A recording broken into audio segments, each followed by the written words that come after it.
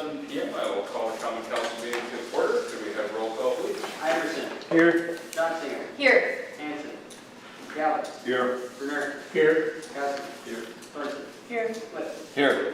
We got one.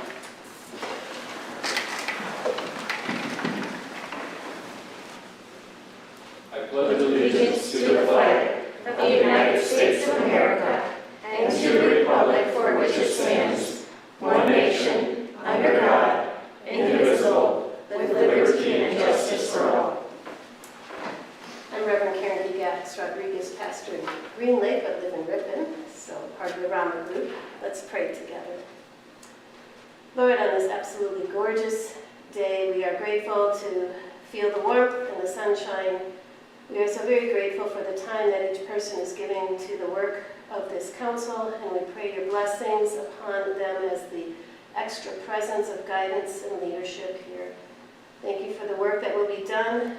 We pray this blessing in Jesus' name. Amen. Amen.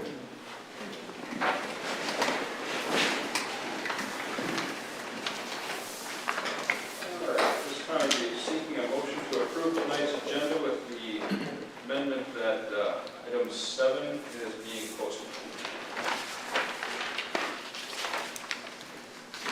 Make a motion to approve the agenda.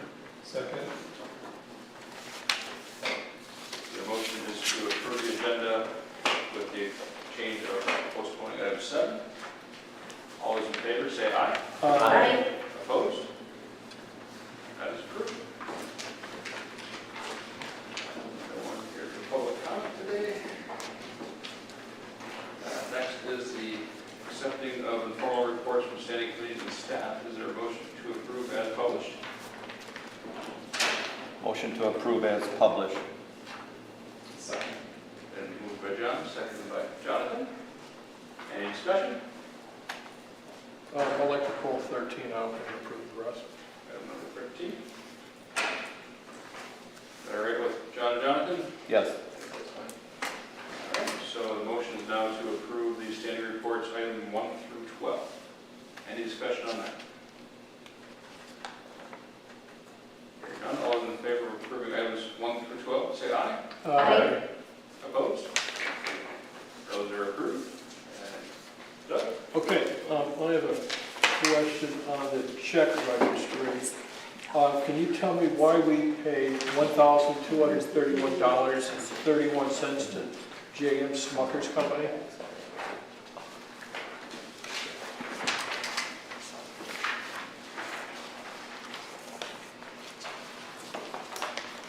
It's the first item.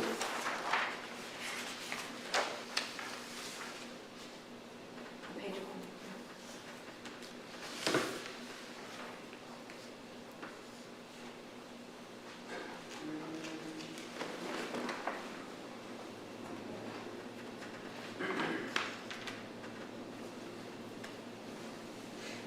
That's a refund for the final utility bill. Okay, I figured it was something like that. Wasn't sure. Also, one more, and I think I know the answer to this one, but we paid the city of Appleton $669 even. Can you tell us what that's for? That is to have the contract with the City of Appleton to do a weights and measures program. Okay, that's what I thought. I don't have any other questions. Thank you, Mayor. Okay. Is there a motion to approve item 13? I'll make a motion to approve item 13. Second. Moved by Doug, seconded by John. Any discussion? Hearing none, all those in favor of approving item 13, say aye. Aye. Opposed? That is approved. Is there a motion to approve the consent calendar as published? Make a motion to approve the consent calendar as published. Second. So moved by David, seconded by John. Any discussion there?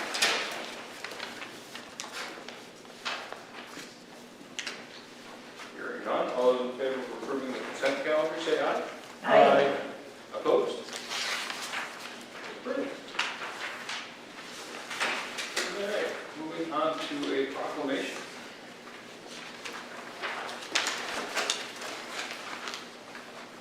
This proclamation is in reference to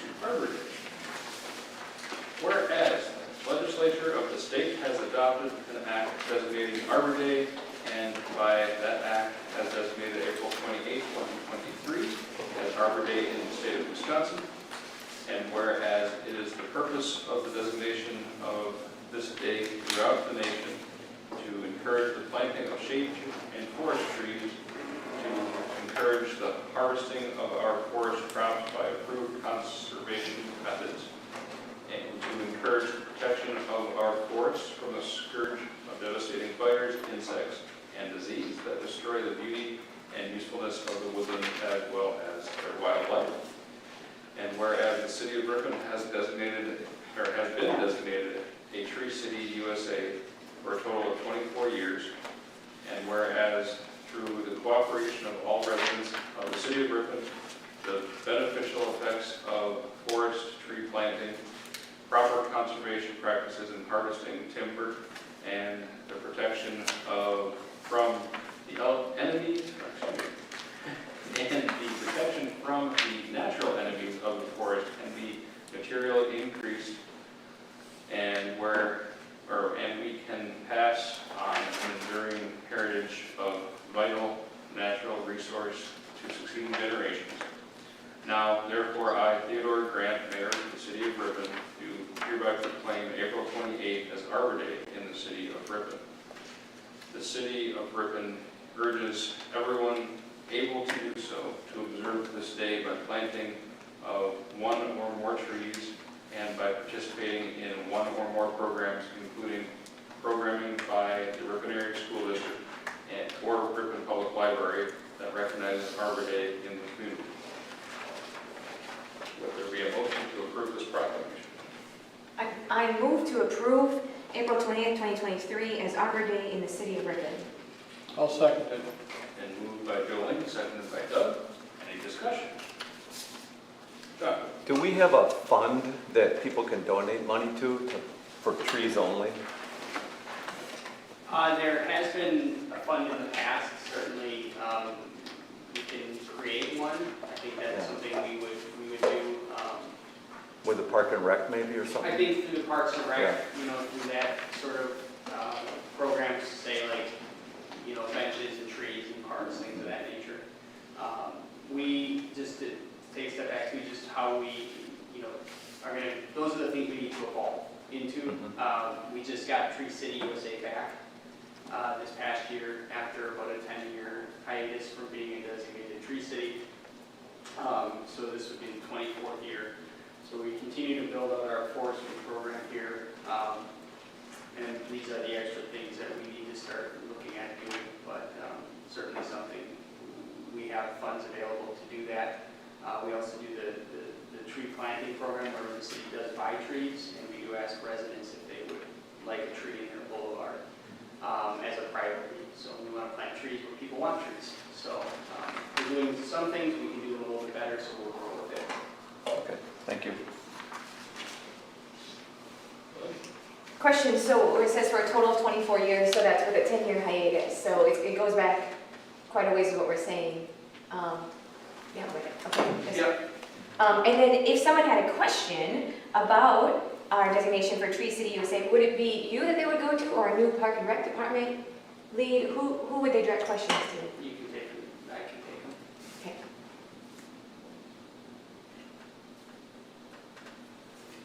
Any further discussion? Hearing none, all those in favor of approving this proclamation say aye. Aye. Opposed? That is approved. Thank you very much. Our next agenda item is room tax report for 2022. Adam, would you like to start this one? In your packets, you have what has been submitted to the city by the Ripon Chamber of Commerce and Ripon Main Street.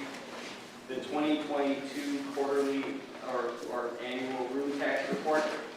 So the city contracts with the Ripon Chamber of Commerce to provide tourism-related services.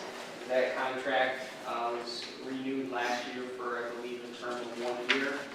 In that contract, the Chamber of Commerce has provided 70% of room tax dollars the city receives. And in that contract, there is a provision that states that they shall submit a room tax report to the Common Council annually on March 31st, so they met that date. I don't know when the last time they met that date was, or when it was put in place, but that's done. But Mandy Kimes and Craig T-Bun are both in the audience and certainly can discuss the report or answer any questions and or present if they would like to. I That's it. have a question. Has the room tax been fairly stable over the last 5-6 years? I think during COVID it took a big hit, but it seems like it's about what it was, say, 2016, 2017. It's rebounded. It's It's nearly, actually, I think we're a little bit ahead of. We are ahead by tens of thousands of dollars. okay. And it's because of the B&B. It's a combination of Mapes Hotel and Yep. Airbnbs. Yep. Wisconsin overall, compared to other states, is doing very well in tourism. You might want to spend. come up with a microphone. Oh, yeah. Because the people at home. Oh, can't yeah, hear sorry. you. I was just going to say that it's really great to see that Wisconsin overall is doing well with tourism spending, and so we're far outperforming other states around us, and we're also seeing that in Ripon. So. I do have one question for you. I'm not familiar with how the money's divided. How is that done? So we allocate 40% of what we receive total to Ripon Main Street, and then keep the 60% of what we receive, but again, we receive 70% of the total. One question I have after reviewing the report, is it looks like most of the dollars that you receive are going towards advertising and promotion for specific events, as opposed to just generally on a day-to-day basis trying to get people to Ripon. Yeah. While I do feel the events are important, I personally would like to see more push towards getting people here on a day where there's no events. Yeah. I agree, yeah. And so I think this year, this is month 10 for me, so a lot of it was kind of rebuilding what our events were from before. But I've been meeting with other area chambers and just looking at what even, Travel Wisconsin recommends when it comes to larger, going outside of our region. One thing Craig and I have talked about that we look forward to is having some data from geofencing, because we will be able to see, is it the Fox Valley where people are mainly coming from? How often are people coming from Illinois? Are they returning? And so we're really looking forward to using that data to help inform where we're going to be doing those types of campaigns and advertisement. My anecdotal information, because we do ask in the shop where people are coming from. And what is happening is Ripon is equidistant from so many communities in Wisconsin that you have people who live in the Stevens Point area meeting relatives and friends from the Madison area. Cedarburg people are coming in, Milwaukee, Sturgeon Bay, and this is a place for them to meet for a day trip. Going back to the Mapes Hotel and Airbnbs, they come in for a day and they decide they like it so well, so then they're booking weekends here. And that's what we're seeing. We're seeing a lot. The geocaching would be really helpful, but anecdotally, I can tell you that people are coming from all over the state. It's better for us if they don't bring their husbands, but it's They okay. spend more money. Yeah. It's okay. Yeah, and we really say all paths lead to Ripon, and so this is a great central point, whether they're coming from within Wisconsin or even farther. And to my point, if you promote that type of visit, it's kind of cyclical where you get money from the room tax, you're bringing them back in to stay in a room again, you get money back from the room tax. We can do more with those dollars, exactly. Yeah. Whereas the events, especially the popular ones, seem like they come in from Fox Valley area Mhm. just for the evening and go home, Right, and you're not getting the money back. right. And we've seen that most of the time when people are coming to stay here, their money is being spent not in the actual hotels, but in the retail. And so how do we really advertise what we have to offer in that? And thankfully, we have great things to advertise. So I look forward to that. Yeah, me too. I think it's exciting what the downtown and all of Ripon has been doing. I just went to a retreat in Green Lake. People were a lot from Illinois there, and they were saying, oh, when they found out I was from Ripon, I've been hearing good things about Ripon. Do you think I should go visit today after the retreat? You know, and absolutely, right? So it's been neat to hear the reputation of Ripon been spreading. Can, perhaps Adam, help me understand, as a council, how much control do we have over the money? I appreciate the report. I see firsthand what Main Street and the Chamber are doing for Ripon, so I support this. How much say, control do we as a council have in the finances related to this? So there's a change in the room tax law a few years ago that sort of took some control away from councils and cities. And you have to identify a tourism commission or a tourism entity that receives at minimum 70% of room tax dollars to go directly toward promotion and marketing of your community. Basically, those 70% have to go to try to getting, heads and beds, get people here to stay here, to spend money here and visit. The 30% is retained by the city and can be used for any purpose that we deem necessary. We have a lot of discretion there from the standpoint of what we have used that for more recently, downtown streetscape improvements. A portion of it goes to fund Envision Greater Fond du Lac. So we will continue to look at that 30%, which, I think last year was north of $30,000+ if I'm doing the math correctly. Last year, I think total we provided out in the 70% was 111,000. Is that the total number?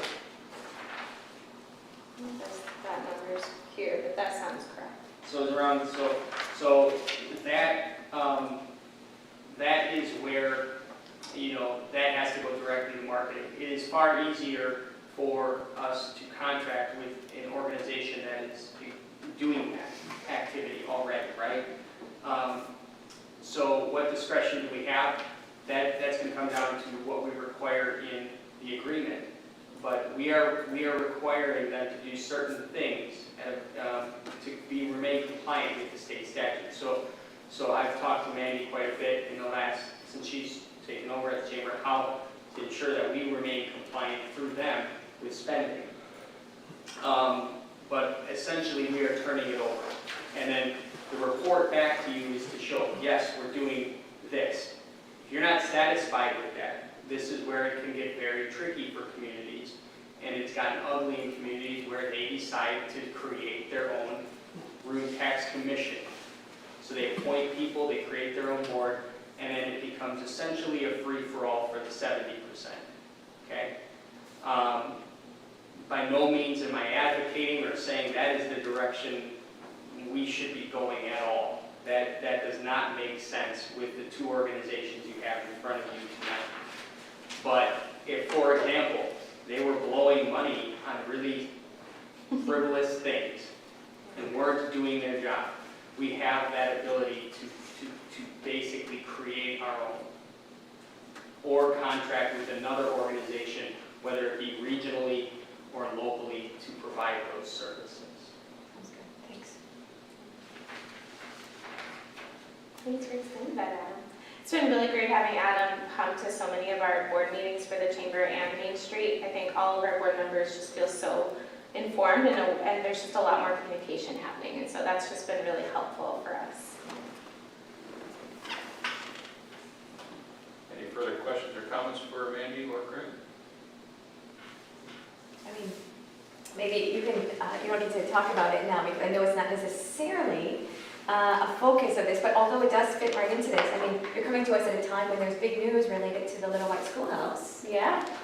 Which is related to tourism and bringing people in. Is there anything you'd like to perhaps share? Yeah, thanks for asking. Yeah, I thought a lot about how much I want to tell you guys about so many things happening at the Chamber, but I definitely want to respect your guys' time. I definitely invite, if you guys want ever to sit down and talk more, If you ever want to talk to any of our board members, we're just an open book with that. But yeah, we really believe in the last 10 months, the Chamber's goal has been to rebuild and also for me to really get to know the community. In order to promote the community that we live in, I have to know the community. And we believe that tourism is really like a front door to a lot of economic development, that when people are willing to come visit, then maybe they're willing to come live and work and create more amazing things here in Ripon. So we really are loving promoting Ripon.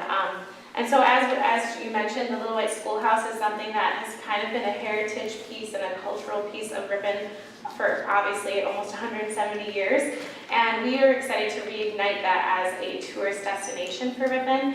We talk on our board and our strategic planning about it potentially being a year-round thing that we can promote. And so there's a lot happening there. There's just a lot of exciting things about what we hope to do in growing our promotion.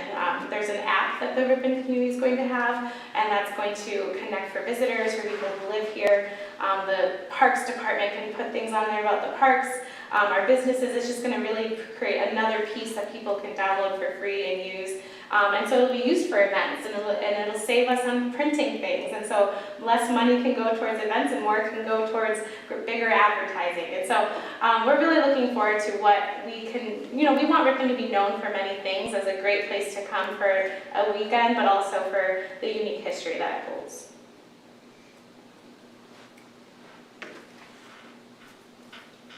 All right, well, thank you both for coming tonight. Thanks.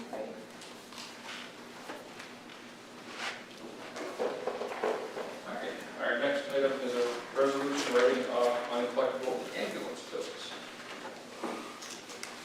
I think we've, exception of Terry, have all seen these before. These are all uncollectible due to time or people are being deceased or bankruptcies. So we have exhausted all avenues to collect. Ellen? I move that we accept the resolution to write off uncollectible ambulance bills in the amount of $27,542.88. I'll second. Then moved by Ellen, seconded by David. Any discussion on that? Okay, so with the writing off of this, is this for tax purposes? Or, I mean, how do you, accounting, it's just a loss in the accounting books? Right. Okay. So just to take a step back too, so we have an employee who works in utility and ambulance billing. We have moved ambulance billing to a private billing service as of last year.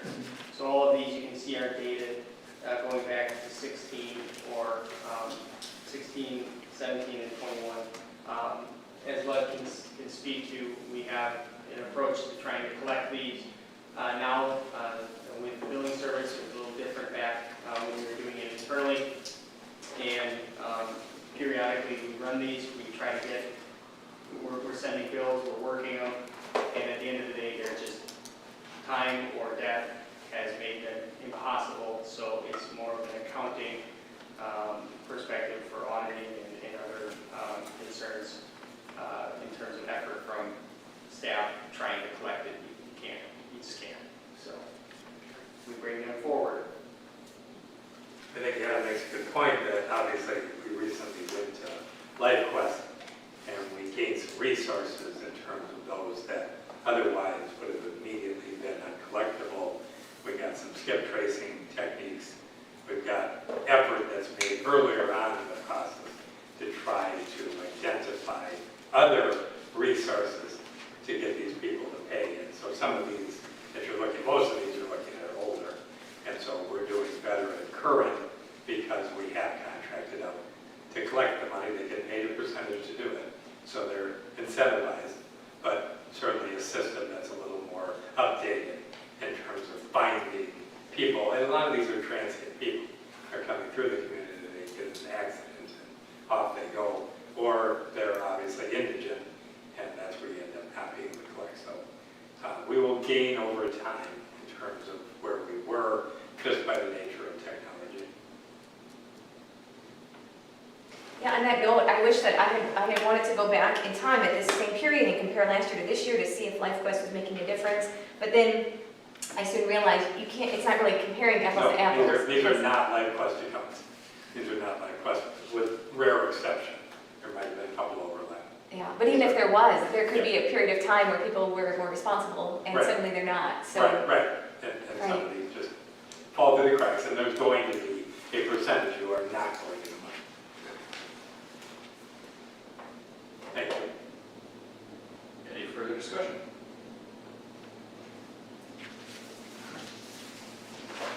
Hearing none, all those in favor of approving the resolution writing off uncollectible ambulance bills, say aye.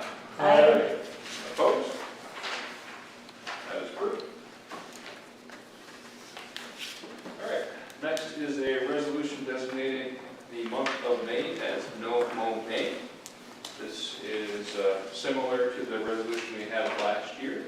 However, this one would stay in place until the council deems it time to remove it. So it does not have a one-year sunset. I'll make a motion to approve the resolution designating the month of May, no mow May. I'll second that. I have Doug on the motion, Joey on the second. Sorry, Ellen. Let's give Ellen a third. I'll just vote for it. Any discussion or questions?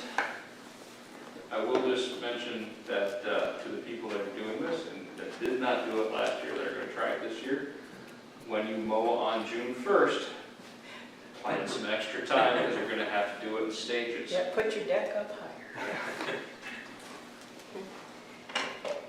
I heard really good things last year about this, and so I'm really proud that we as a city are moving forward to continue that.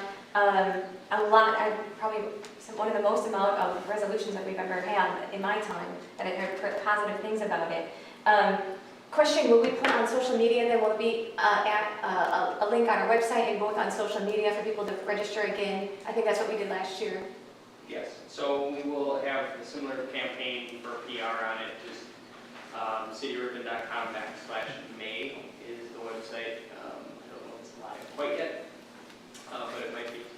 And you can register there. We then track it and do not enforce the ordinance for that period of time.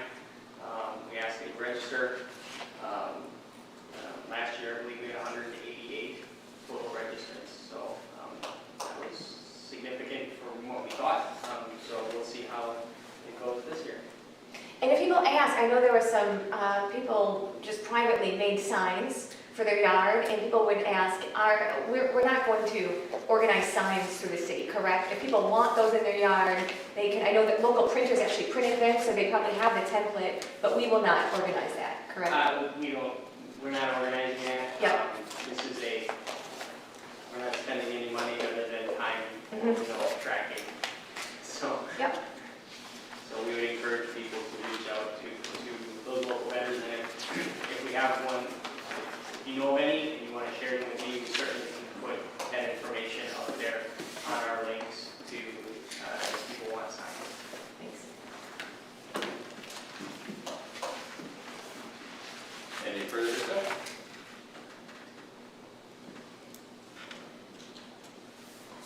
Hearing none, all those in favor of approving the resolution designating the month of May as No Mow May, say aye. Aye. Opposed? That is approved.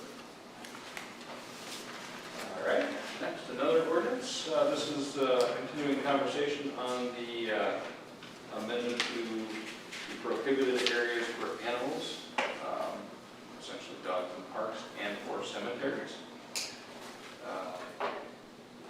Would anyone like to start a discussion?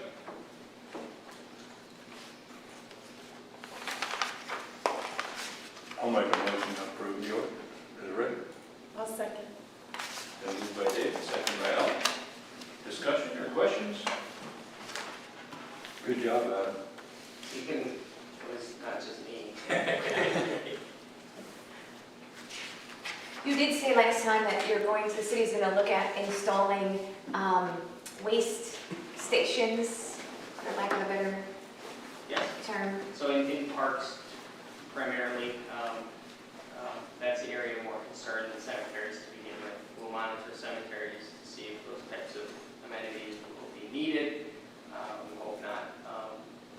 But signage with some waste collection dog bag stations is what we plan on putting up in the coming weeks. The one area where I had some folks with families contacted me on, they were concerned that people understand that they cannot be by the play areas, within 20 feet as written. Do we plan, I mean, there's a lot here, we're not going to put everything on a sign, I realize, but do you imagine having some signage with that type of guidelines? Or I guess maybe what I'm asking is, are we going to do a press release out to the city so people understand? We can have this out there linked to a website, have a very simple flyer on what's allowed, what's not, as well as signage. And then frankly, in talking to the police department, it is our goal to enforce this very strictly as this goes into place. So we will not be messing around with if people are messing around. I think that's very important. I think the 20 feet on the playground area, obviously, you've got little ones, and dogs sometimes mix, sometimes don't mix. And the idea that people have to respect the play areas and keep their dogs out of the play areas is going to be a challenge, because you have a child and you've got a dog, and your child and dog, and it's going to be a challenge, but it needs to be respected, because I do think conflict can develop, and then you get a couple incidents, and suddenly everybody who is properly using this ordinance suddenly gets colored by the people who are either letting their dog run. In other words, remember, it is on a leash. There is no dogs running at large. And I happen to live across from the park, so trust me, there's a lot of dogs running at large, and there's lots of dogs in the play areas. So it needs to be enforced, and I appreciate the city administrator's comments that this is a step that we're taking, but we want people to respect the fact that there is conflict at times between dogs and certainly little children can occur, and we don't want to be in the middle of that. And we're telling people, here's the perimeter, stay over here. Just respect the fact that play area should not be an area where you enter with your dog, even on a leash. And then just a reminder to people watching at home or public at large, if this is to pass, highlights are the dog must be on a physical leash, not an electronic collar or radio collar. And that physical leash must be held by the person who is in charge of that dog at any given time. And with the parks, the 20-foot radius or distance is from any public building, athletic field, fenced court, playground structure, and other such locations inside the parks. So a couple of things to keep in mind for the public. If you bring your dog to a park, please adhere to these rules, or enforcement will take place. Any further questions or discussion?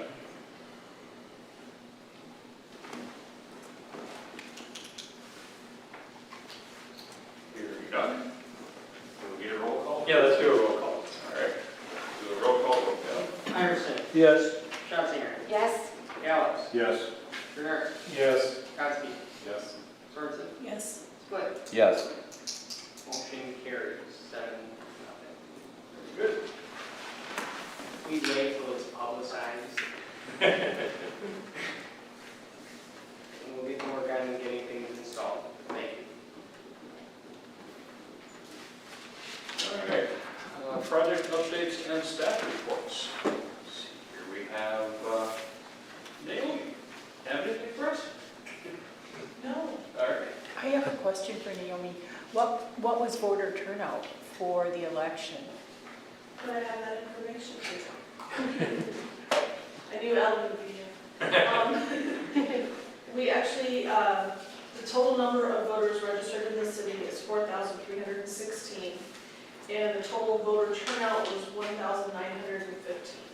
So it's about a 44% turnout. I know the Fond du Lac County clerk was reporting in some communities 50% turnout, but that was because they had school referenda. So, Yes. but that's a good turnout for Yeah, it was a so nonpartisan. good for, exactly, that's what we thought too. That's when the professional voters come. And it was the second time using the electronic. Badge votes, yeah. Do you want to say anything more about that? It went great. We really didn't have any problems, and I still didn't get any negative feedback really on it. Everybody seemed to be fine and thinking it was just great that everything was so fast. I didn't have to wait this time, so. And I've got all my poll workers who now went through a cycle of it, so hopefully, we'll be ready for 24. Jolene stole my thunder. I was just gonna ask about the Badger books, but you answered the question. Thanks. But on that note, I mean, Naomi, our Oh, my kids, sorry. Off the top of my head. I was going to say, Naomi, our city clerk, you do such a good job with information and running them. I mean, none of us would be here if it wasn't for democracy. I wish it was almost a standing report after every election for the first city council meeting that we get a quick update. Rather than having to ask for, I think that should be a normal part of local democracy. I don't know if that needs to be something written down somewhere, but. She's always shared it after in the staff report section. Yeah, I agree, but I do feel like we have to ask for it versus just, if someone's not here to ask, I just think it should be part of. You're asking for a verbal presentation so the public watching can hear, Agreed. even though it is in the packet. Mm-hmm. Okay? That's what she's asking. Somebody wants to make that motion, go ahead. Do a motion. Yeah, do a motion so that it's clear that after every election, Yeah, the so clerk will report out the results, percentages. I move that after every election, that our city clerk will report out the results of the election as well as if there was any general feedback. Turnout statistics or the actual results? Yeah, turnout statistics, whatever Statistics. Statistics. And you're talking verbally because she does give a written report. Yes, verbally, a verbal report to city council. Is there a second to that motion? Second. A motion by Jolene, seconded by Jonathan. Any discussion? I have one quote. When will this just, the next meeting Next after the election. election, I assume? Next week, let us go. Okay. Unless there's a giant recall or something crazy. But that would be an election. 24. Or recount, sorry. Well, yeah, because you have to wait for the canvassers to do their work. So there is a delay in reporting statistics. As soon as I'm able to, I will Yeah. definitely be able to provide the information. So it may not be immediate, it just depends on what's happening post-election. Okay. But the election's technically not complete until the canvas. Correct. Correct. Right, so I can't really give that until that's done, and if there's a recount or all that information. I sat through a recount in Brown County for a Supreme Court seat. That went on for days and days and days. All right, so the motion on the floor is to have the city clerk give a verbal report with election statistics at the first available meeting after an election. Any further discussion? Hearing none, all those in favor say aye. Aye. Opposed? That's approved. All right, you have it. You have my report. Any Oh, chicken keeping, we're up to 3. 3 permits, 3 applications, so we've issued 2.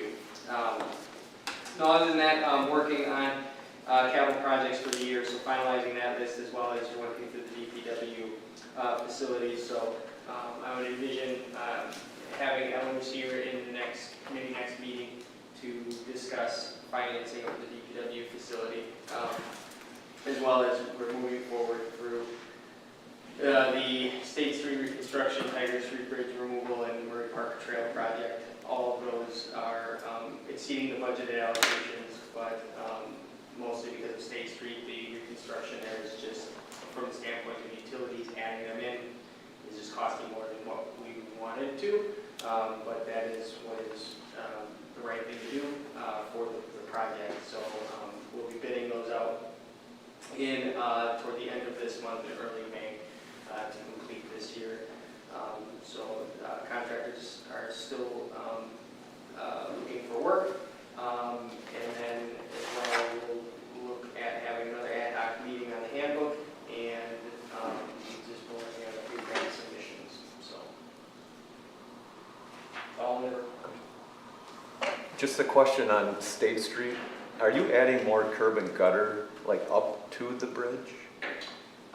Yes, so there will be curb and gutter from what would be east to west, and then a little bit from Union to the bridge, as well as a little bit on the other end, but it will remain more of a rural road going up toward west. Okay. Is that your added, some of your added cost, or? The added cost are utilities. Utilities, okay. And storm water, or storm sewer under the ground. We're not, the road is in bad shape. The utilities underneath, as we looked at it, we're not going to be back there again for a long time. So those costs have driven up the project. We're hoping to avoid them, but it just doesn't make sense. So the utilities, like I think I report out, we just prioritizing a couple of the projects in the utilities to accommodate that project. So you're taking out the little pedestrian bridge too, and the culvert? That will have to come out, the pedestrian bridge, but there will be a replacement back. There will be a sidewalk that remains to the cemetery. Okay. We can walk our dogs. You can walk your dogs to the cemetery.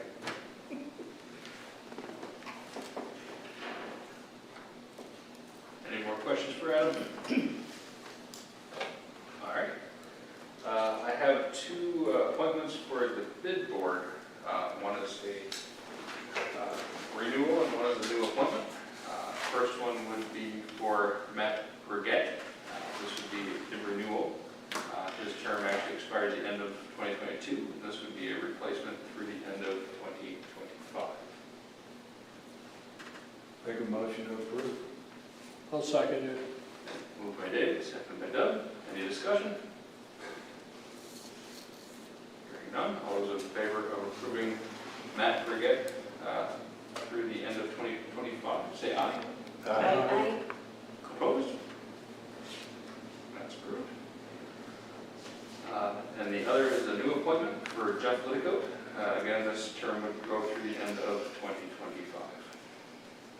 I move to approve Jeff Liddicoat for a new appointment to the Business Improvement District. I'll second that. Moved by Jolene, seconded by Doug. Any discussion there? I think he's a great addition.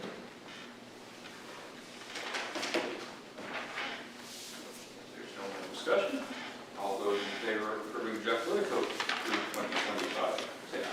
Aye. Opposed? It's approved as well. Thank you very much. That's all I have for you. Any suggestions for future topics or just general comments from the council?